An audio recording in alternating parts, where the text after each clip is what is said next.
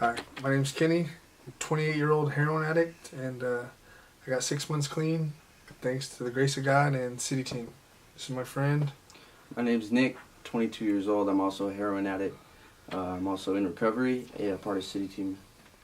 This is our story.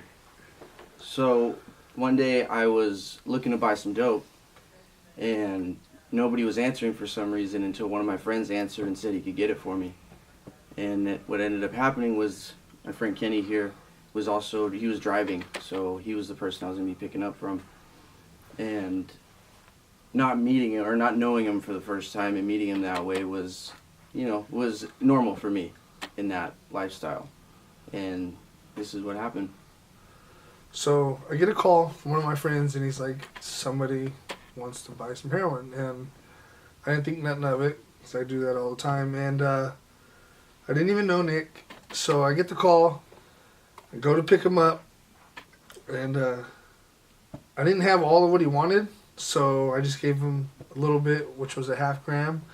And at the same time, I assumed he was like constantly using. I didn't know the situation. So I sell him the sack, and then I get out the car to get on the phone. And I'm on the phone for a while, and they yell, "Kenny, Nick went out." I'm like, huh? He went out? What do you mean? So I go back to the car, and here's Nick, blue, in my back seat. So what had happened was I was sober for about a month and a half. My family had given me one more chance to get clean and just to start my life right. And what had happened was I was picking up something, and I had taken pills beforehand.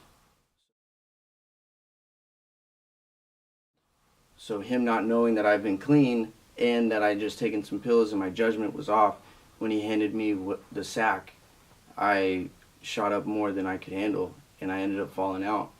So when I run back to the car and he's out, he's unresponsive, I smack him, nothing.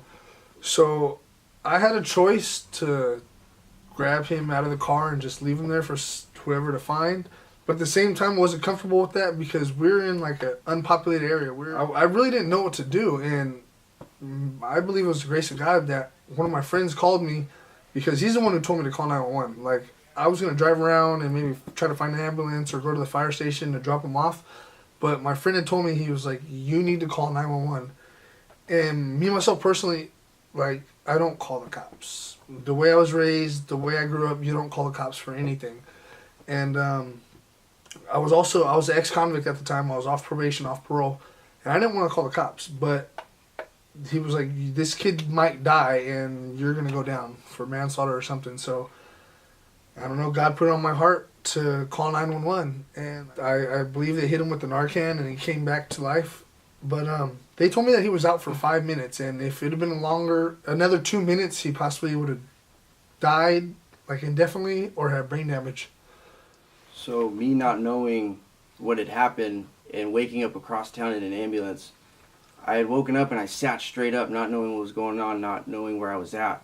I began ripping the tubes out of my face and everything and freaking out. And the ambulance, or the nurses told me, hey, you need to calm down. Like, you fell out for quite a while, and if you fall out again, we can't save you if you're gone. And they told me they had to hit me with Narcan twice in order to bring me back. And in that moment, I realized, like, how long I was out. I shouldn't be here right now. But for some reason, and I know now it's the grace of God that woke me up, and I'm here for a better purpose. And God brought this man into my life for a reason. Anybody else would have left me on the side of the road. This is probably 2 years down the road. I still continue in my addiction, and I got a second chance at life. Instead of doing jail time, was able to go to a program. And I chose to go to City Team, and one of the first people I seen when I got here was Nick. Now, I ran into him once since the incident where he almost died, but it was kind of cool to like come to a program and I didn't know him very well, but we kind of got that connection. Like, and now I'm best of friends with them, and I'm really glad that, the miracles that God works in our lives, that He brought us together, and now we are here together, both doing things right, living a clean and sober life.